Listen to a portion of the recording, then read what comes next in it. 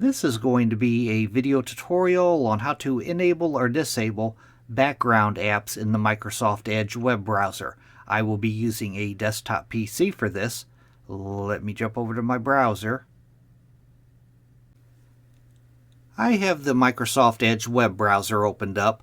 To enable or disable background apps, what the background apps do, even after you've closed the Microsoft Edge web browser, background apps will continue running. And if you start it back up, it's supposed to help start up Edge faster.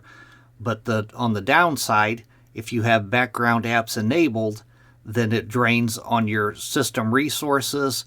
If you're using a laptop, it'll drain your battery. To enable it or disable it, first thing you want to do is open up Settings. I'm going to go off to the upper right-hand corner, up to the three-dot menu. I'm going to click on that.